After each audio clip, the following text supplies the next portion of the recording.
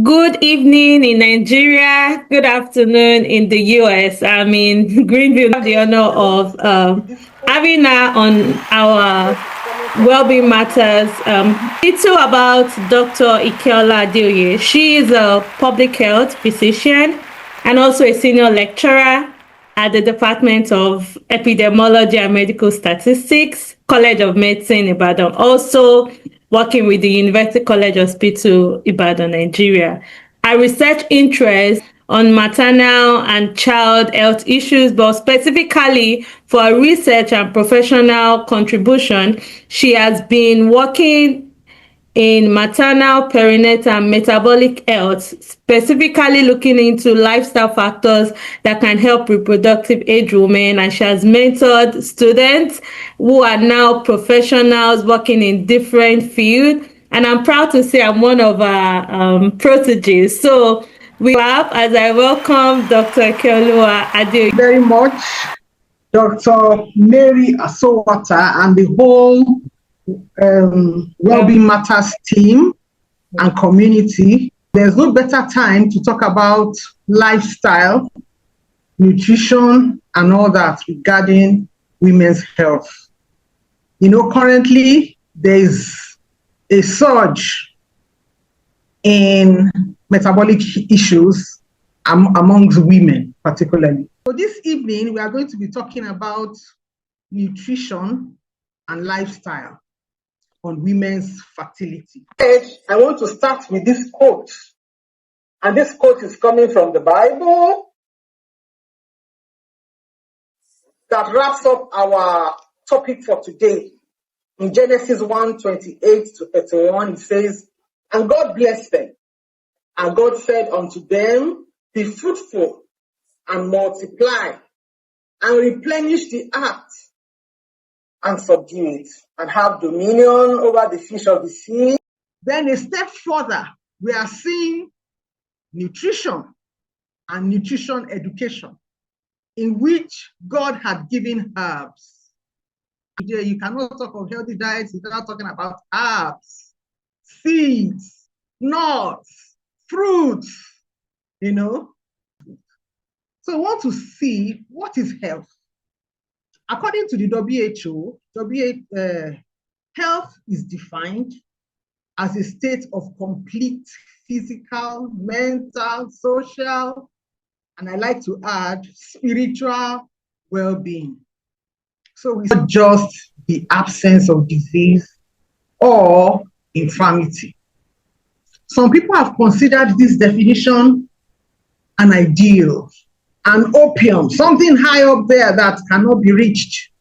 Of course, it's a goal to be worked at. And to say that, it tells us that health is a holistic thing. It's not just about not having disease or ailment. It's a holistic thing. And the well-being approach looks at health in that light and not just it being an absence of illness.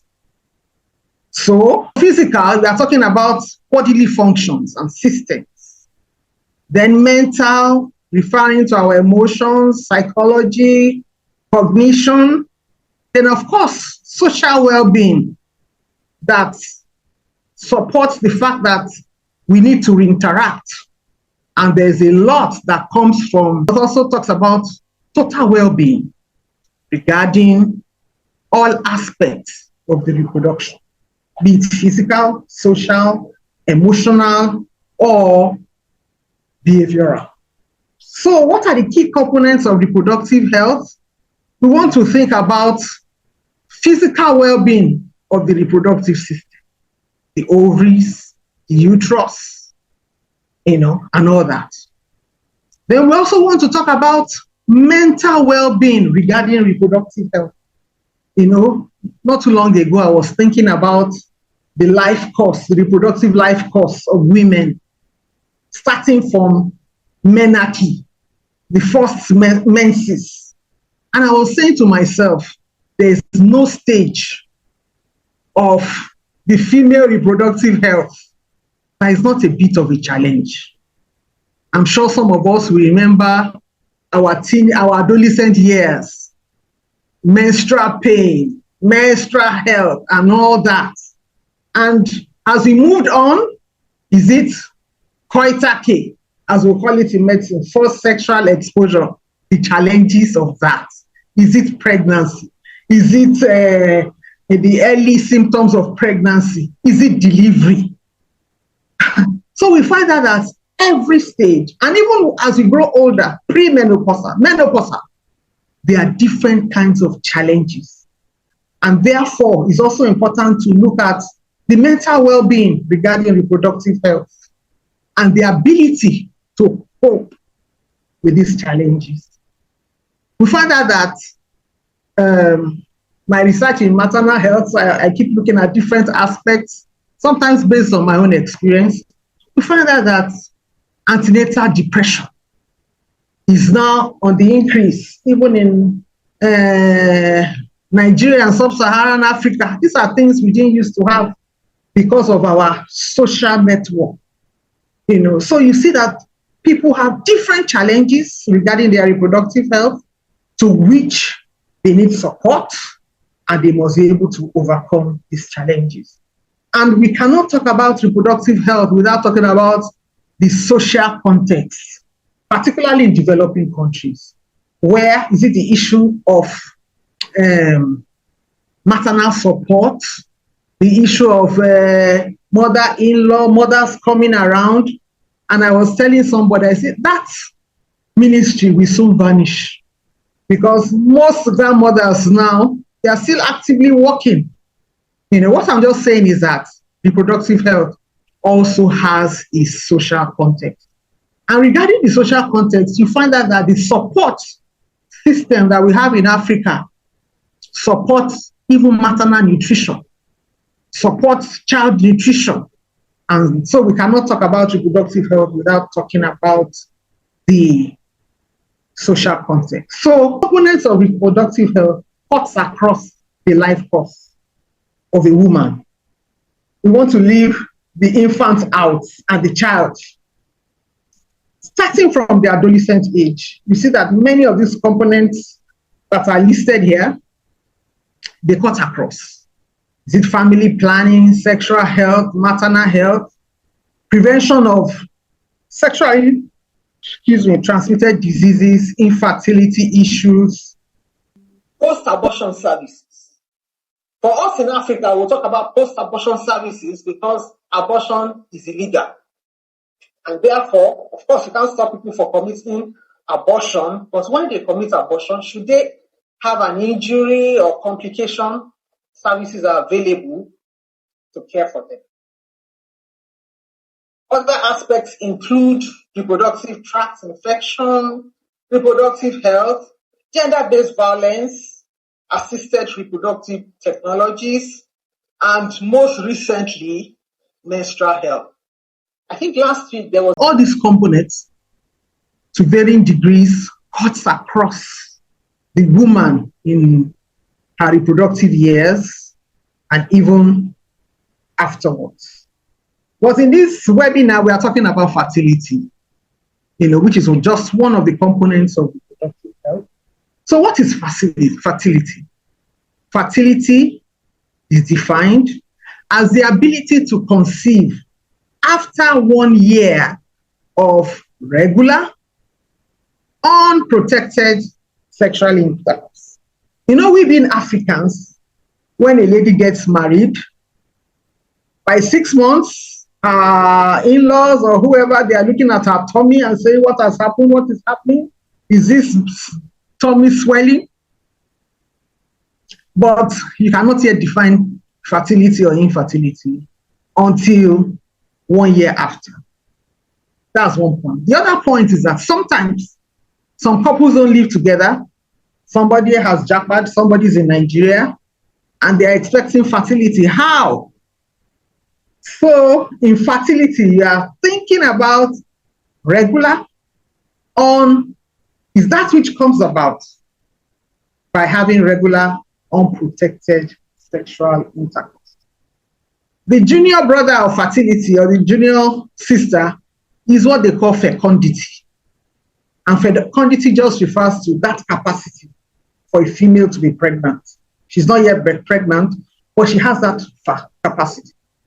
So when a woman has capacity, we talk about fecundity, but when she has actually given birth or had pregnancy, then you can talk about her being fertile, talk about fertility. Okay. And fertility is affected by many factors. I want to dwell on one most important factor, which is age. What we have noticed is that age at first birth is on the increase, meaning that many females, due to various reasons, they are not giving birth at their optimal time. Reproductive career has an optimum time, and it must not be deferred. Actually, fertility declines with age. And by age 35, fecundity, we define fecundity and fertility. That capacity begins to do what? Dwindle.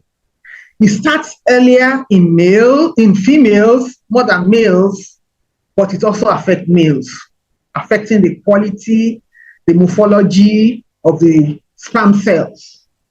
So, but for age, I think this is an issue women really need to look at. Career, professional development is hindering this. You find out that when women give birth at the optimal age, they are not only their fecundity is not only high, their capacity to carry pregnancy without complications is also high. Their capacity to return to their pre-pregnancy state is also high. When you have a child early, your metabolism, your metabolic system is optimal and is able to just revamp. So we cannot talk enough about age as a factor. I want to encourage people that the reproductive career must be performed at the optimal time. Otherwise, there will be several complications. As much as possible, if you can help it, you'll find out that our mothers of old, by 18, I met a woman many years ago, married at 18, and she had, I'm not saying we should follow her, 12 children. In fact, at the 12th one, the doctors held her down and did bilateral ligation. By that time, she was not yet up to 40. We're not saying we should have children we can't cater for, but we are saying that we should perform our reproductive function at the optimal time. Kind of social support and the role of the current societal pressure, even on women and men in general, to be able to achieve the reproductive goals you're mentioning, because that's another factor of maternal health. You cannot talk about reproductive health without the social context. And for young people, we see that the environment is becoming more challenging than it was before. I think it requires planning. It requires understanding. And if we can gather support from family, from friends, from churches, I think it will help. I married at 28. My first set of children were twins, and I was doing my residency. With hindsight, I was saying, why did I put myself under such pressure? Would I not have taken a year off or so, to really express myself in that regard? So I think with counseling and support, and sometimes some things can wait. It's not as if we will not do anything, but not in such a way that, except we are not interested, this reproductive health issue, I think, is an issue, because by the time I'm coming to the end of the talk, you also find out that the earlier the better, even in terms of long-term health. If a woman is getting pregnant in her 40s, you see that she's already beginning to have some comorbidities, obesity here, sometimes high blood pressure there and there. from which she will not easily recover, unlike if she does these things early. Apart from age, another very important factor is lifestyle factors. Pregnancy stretches the woman's health, metabolism, stretches her system. And that's why, like I said earlier, the earlier she does it, the better.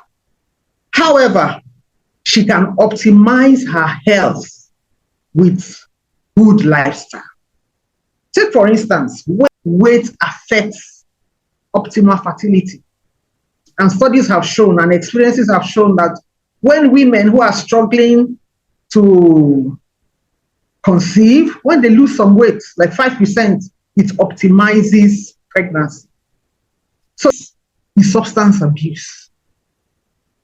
I know in the West, that may be common, but it didn't used to be common in Nigeria, but it's now on the increase. Smoking not so much, but alcohol use.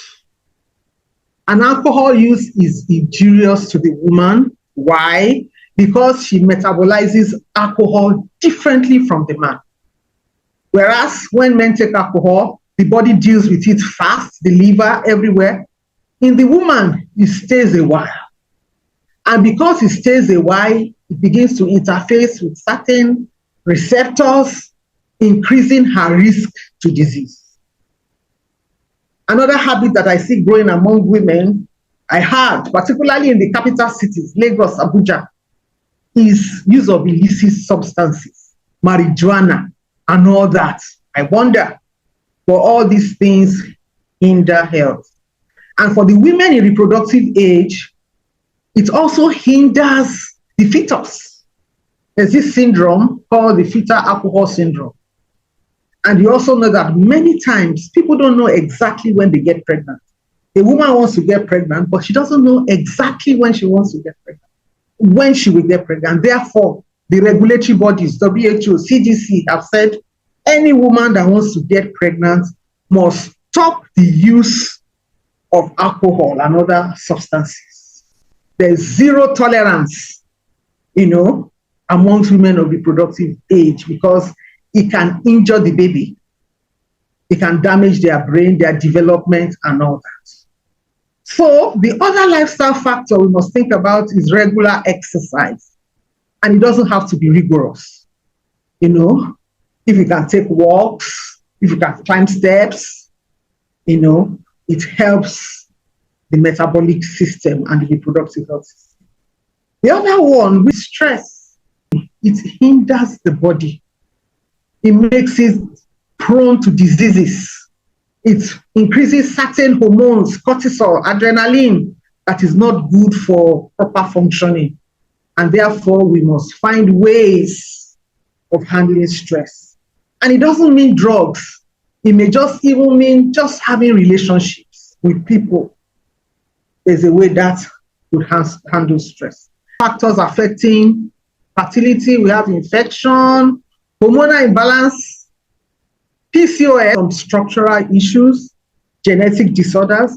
Although they are not common, women on some forms of treatment also may have issues with fertility. Fertility, we are talking about the disease of both the male and female, in which they fail to achieve conception after 12 months of regular protected sexual intercourse. This can be due to male factors, female factors, and in some instances is unexplained. Nothing is on. It is said that 40% of infertility cases are due to male factors, another 40% due to female factors, then unexplained. In some instances, it's both. Then it could also be unexplained. So you remember that at the beginning of this talk, I showed you the female reproductive organ, and we see that different parts of the female reproductive organ can cause infertility. Take, for instance, the tubes. The tubes are very important because they are the passage for the egg to come down to the uterus. And sometimes people that have had sexually transmitted diseases, it damages the tube. People who have had abortions, who have had infection after delivery, all this causes all this can damage the tube. And of course, we can the uterine disorders, things that affect the womb. And one, they say it's not the commonest, but it didn't used to be common in Africa. When we were in school, it was disease of the whites, endometriosis. You have a situation in which the lining of the uterus, that inner lining, is found in different places. It can be found on the tubes, outside, on the ovaries, and it causes severe pain and hinders fertility. Let me tell you a story of one of my mates. She was actually our senior. She was bent on being a medic. So after she had done undergraduate, masters, she still came. Fortunately, she had had a child. By the time she finished school, she had this condition. And of course, she had infertility. So just to buttress again the fact that this reproductive career has to be done in optimum time. Then, of course, you can have anomalies with the uterus, which many people may not know. Sometimes the uterus is split in two and divided and separated, without the person knowing. But these conditions are not very common. Of course, fibroids are commoner. And I think they are commoner in blacks. And one of the hypotheses is that, again, relating to age, that the uterus is meant to carry a baby. And if it fails to do that, after a long time, it begins by itself to produce some benign growths. Those are just hypothetical. I don't think that has been proven. But it's commoner in blacks, it's commoner in older ladies. Then, of course, we have the polycystic ovarian syndrome. I want to talk a bit about this. What causes it? I talked about metabolism. What's metabolism? Changing food to energy. And that takes a lot of biochemistry to do that. It's not only the biochemistry, there are some hormones that facilitate this. And I'm sure by now we have all heard of the hormone insulin, which is the key hormone that metabolizes carbohydrates. So sometimes, because of our Western lifestyle, I know there's a Western audience here, but our change in diet, we find out that there are changes in the way we eat and in the way the body responds. So if you look at the typical African diet, if we eat eba, we don't eat it alone. We eat it with vegetable. And what does that do? It modulates the body's response such that you're not having sugar spikes, because vegetable oil, fish, or whatever helps to keep the blood glucose down. But in a situation where we are eating naked carbohydrates, like rice alone, chips alone, burger alone, which is common down here too. So with time, there can be insulin resistance, which affects the whole body. And how does the ovary respond to insulin resistance? It begins to create follicles, and thickening around the wall of the ovary, which interferes with the female ovulation. So women who have polycystic ovarian syndrome, they find it difficult to conceive. And you know that lifestyle greatly affects this, meaning that if the woman engages in the healthy lifestyles, healthy diet, physical activity, sleep, I'll still mention that, we find out that insulin resistance drops, and even when she has PCOS, the symptoms can be minimized. Then, of course, we have endocrine system. We all did biology at some point. We know that the female reproductive organ, the male reproductive organ, is controlled somewhere from the higher center, the hypothalamus, and the pituitary gland. And these are the things that control our hormones. Sometimes when we are too stressed, even ordinary stress, it can disrupt that balance, And it's been reported that one of the causes of infertility is when a woman does not ovulate. So she's having menses, but is without the release of eggs because there are imbalances in her reproductive hormones. Why are all this important? I said in lifestyle, our best foot forward is nutrition, followed by physical activity. To emphasize this, because it's common, obesity disrupts our hormonal balance. And therefore, if somebody is obese, the person may not be able to, maybe having an ovulatory cycle. He's having menses, but the hormones are not well balanced. And that's why it's been reported that when people lose not even significant weight, 5%, it enhances their reproductive capacity. We'll be having this. Obesity is a problem among women of reproductive age. Is it pre-conception, making it more difficult? Even when they conceive, they are prone to many complications, including miscarriages. Then even in late pregnancy, you may be having gestational diabetes, hypertension, and all that. The sad thing about it is also that it can predict long-term ill health. Take, for instance, I'm sure some of us know about this. Somebody develops hypertension for the first time in pregnancy. Many times, it resolves after pregnancy. But for a few people, that's where they begin to carry their burden of hypertension. It does not resolve. And therefore, the need for lifestyle changes, healthy nutrition, in optimizing our health. Would also have challenges with their reproductive system. In some cases, they may have blocked tubes, just like females.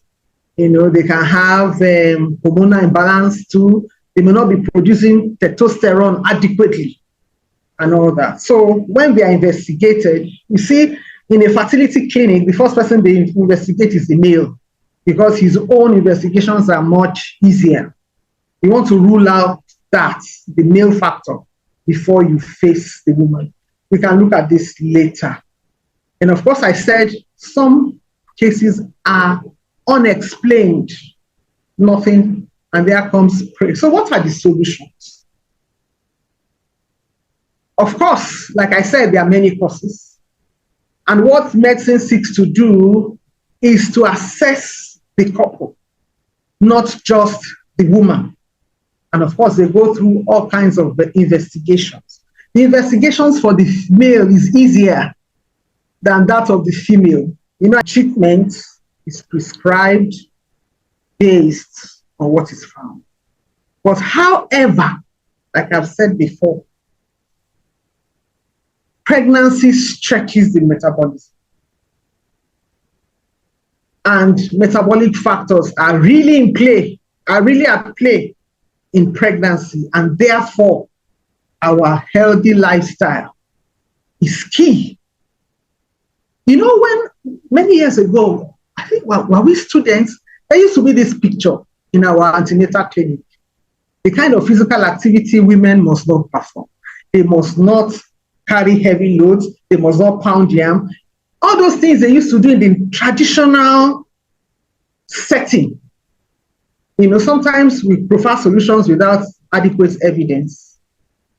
And what happened? We found out that the old women, they used to have metabolic issues in pregnancy so much because they were active. If they were not pounding yam, they were going to the farm, they were carrying loads. The load should not be too much, but somehow it optimized their metabolism. So in terms of lifestyle and fertility, the first thing we want to do is to control our weight. It's not as easy. I've been at it for years. It's just not easy. And that's why we need the help of nutritionists. It's just not easy. And at the same time, the weight should not be too low. Some adolescents, is it forgotten, because they want to keep their shape. Anaerobic nervousal bulimia, either of the two can be an issue, ma'am. Yeah. Yes, thank you. So that is also an issue. Whilst we don't want to be obese, being too thin also can tamper with our hormonal system and the release of eggs and all. So the first thing is that we want to optimize our weight. and we want to be active.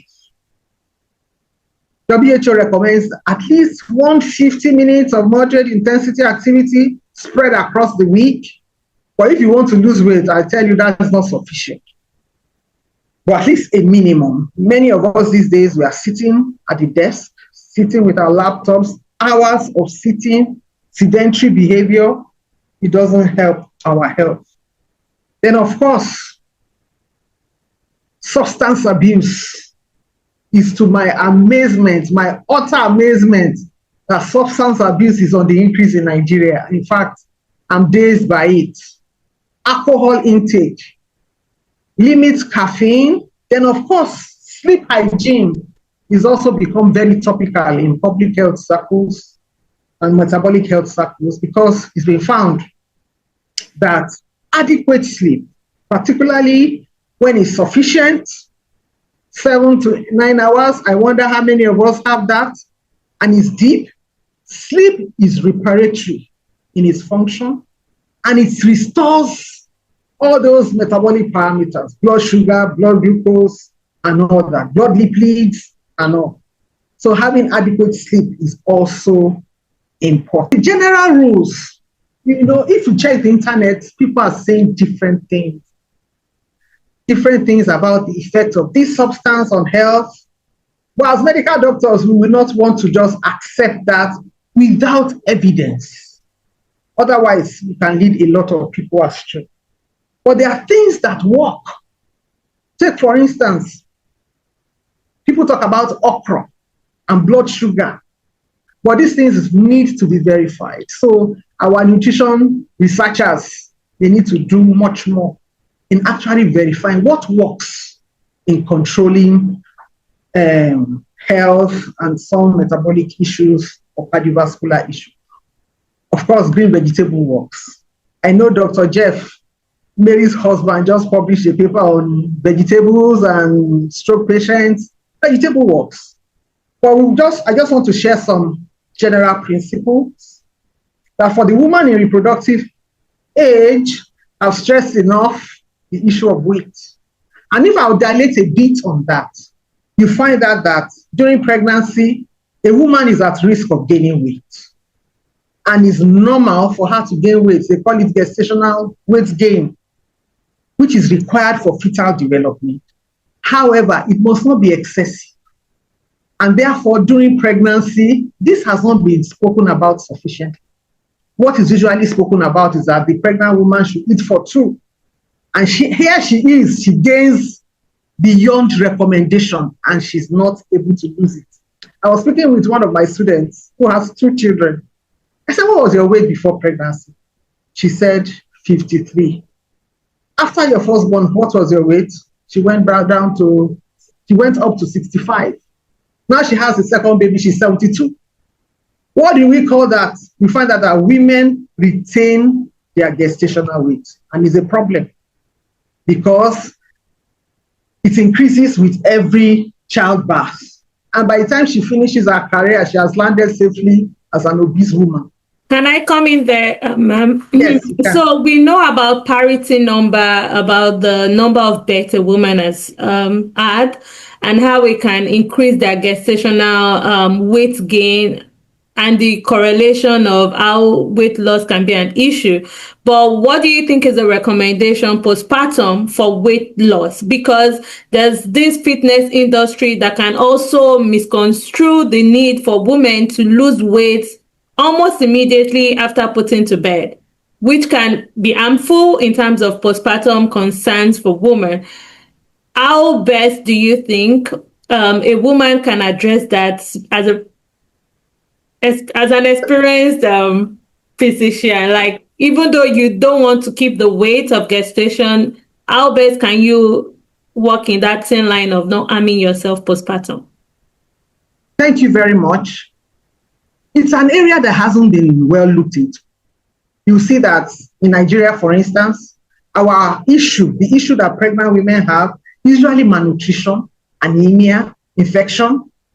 So, but as the economy is generally on the ascendancy, and there's improved lifestyle in terms of economy, there's this weight gain that occurs in pregnancy that is beyond recommendation. And therefore, I think you should start from pregnancy. The other fact is that you cannot starve yourself in pregnancy. You must eat. And therefore, healthy options must be talked about.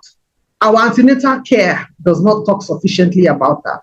So you see a pregnant woman, instead of having healthy options, she's drinking cold care, she's eating sugar, and with the cravings, and hunger pangs. So I think this should start from pregnancy in such a way that she does not gain too much.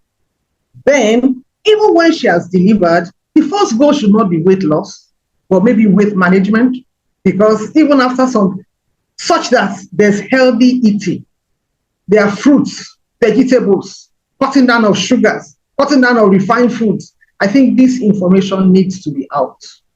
So when a woman is breastfeeding, she needs to eat. She's hungry, and all that, but she must have healthy options. I think that should be it. And when she has stopped breastfeeding, before she gets pregnant again, we talk about the pregnancy interval, she should optimize her weight. Okay.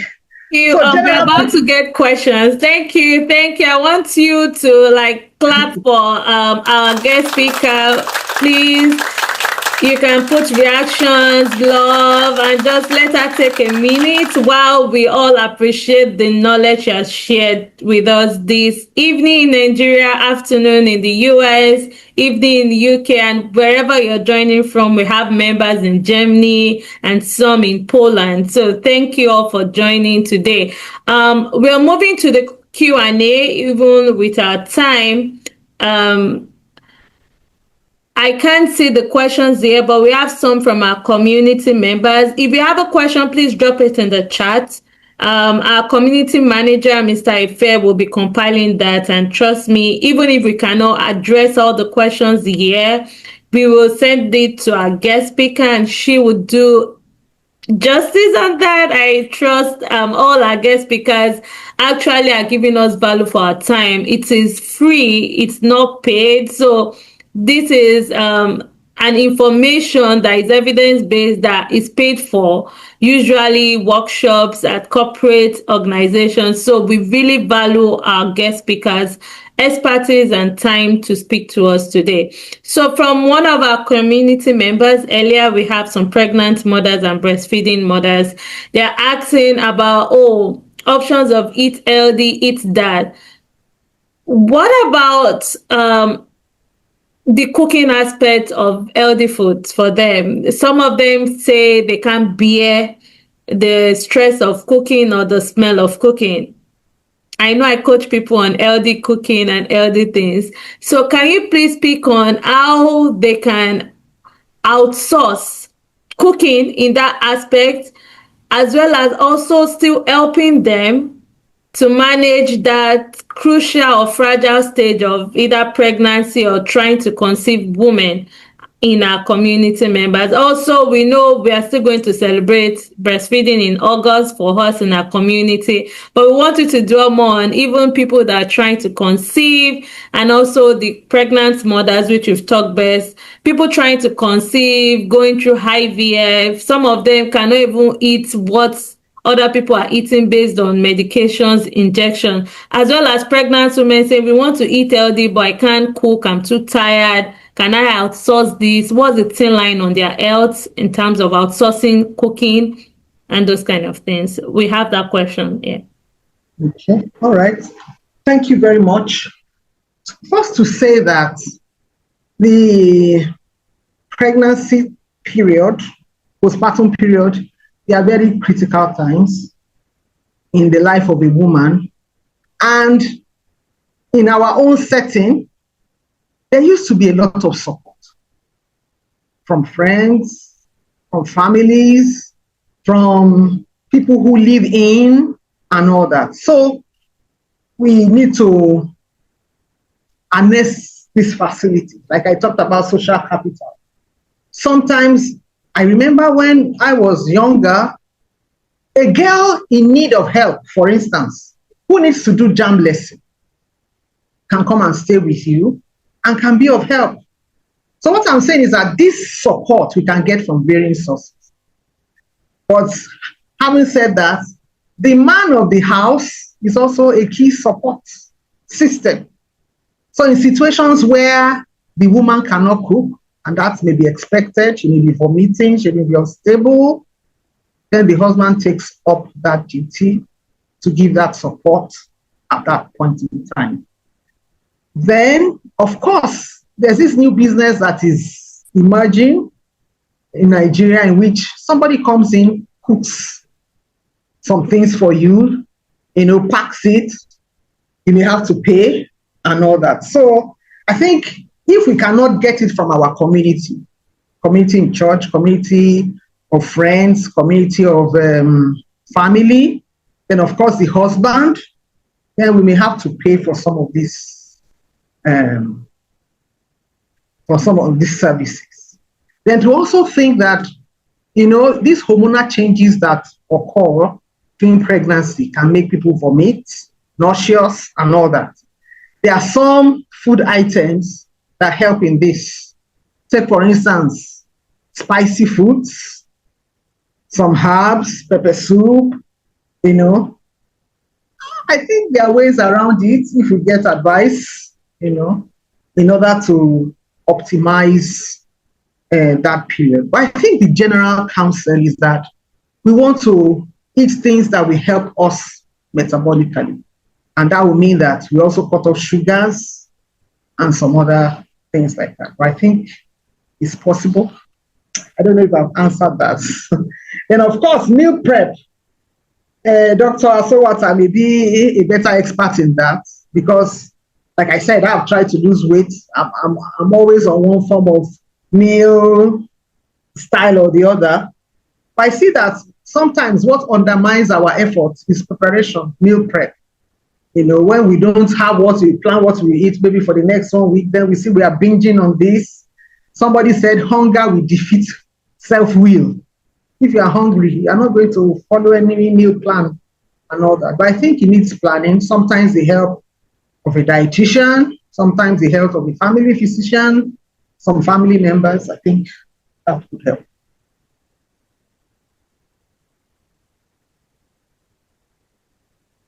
Sorry, I'm muted. Okay. Thank you so much, Ma. We had value on that. So if you're trying to lose weight in our community, I coach people free on one-on-one basis on how best they can lose weight with evidence-based guideline. They are fast and quick information online. You can choose that, but one thing she just said, your choice on getting the right information and doing things that will help your reproductive health is very crucial at this point in time, especially with the misinformation out there.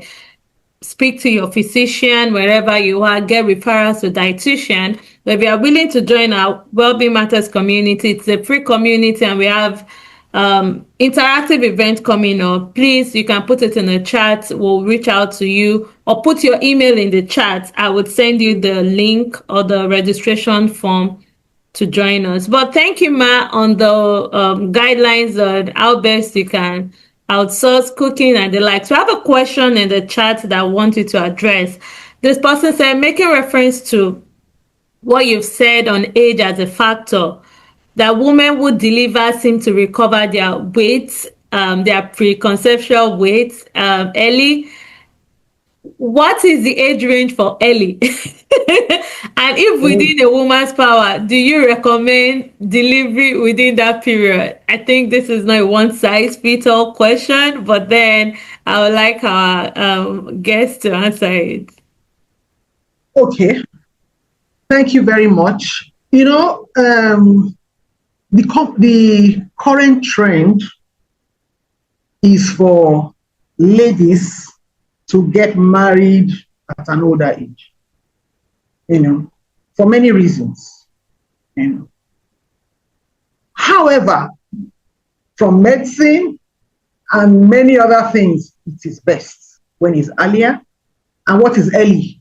Like she said, is not one size fits all, but medically, once you are 35 and above, we consider you high risk pregnancy, because at that time, many other comorbidities may be coming up. However, it does not mean that a woman at 40, sometimes she didn't have a choice of marrying early. If she optimizes her health with proper lifestyle, she can be as fit, but generally it's advisable. It's advisable to be early. Less than 35. That's the cutoff medicine gives. Less than 35. I wish all of us will not look at, we want to make money and build empire, because even people that have one children, they're like, no, I want my career to get to a point before giving birth. But with the current scientific backed evidence, I think what you've mentioned is what we should go by. Either way, all things being equal in economics, they will say ceteris paribus. But there are some factors that cannot be controlled for some individuals, especially spouses living long distance, or also maybe people still not yet married and looking out for the best suitor or for the best wife. I mean, we should not be looking out for that, but in our community, we are talking about professionalism. Above 35 years of age for a woman can increase the risks of fertility issues.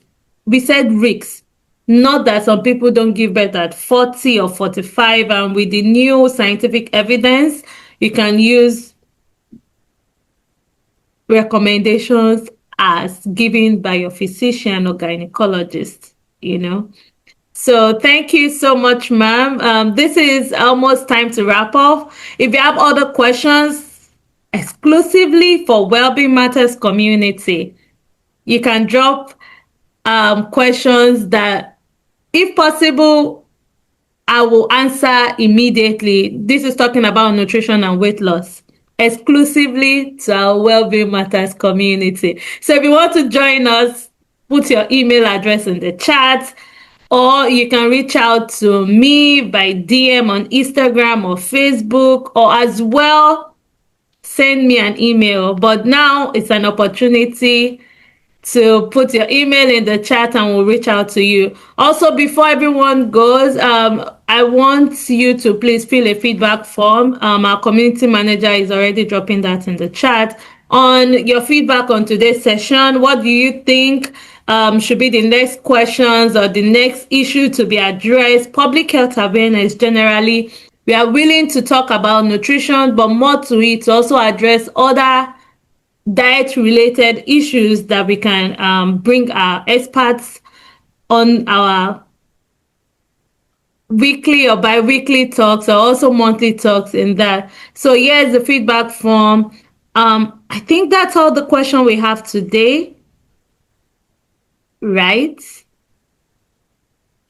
Okay, so mommy, before you go, you call her mommy. If you missed the introduction session, I said she's my mother. Yes, not necessarily biological mother for people joining, but she is more than a mentor to me. Career-wise, family-wise, she's my role model, as God will have it for me. So I want to ask her, as we're about to wrap up, what will you say? Is there any other thing aside what you've said that you'd like to share with us as your closing speech on nutrition and fertility, or even generally on lifestyle issue? You mentioned even weight loss is not easy. You need accountability.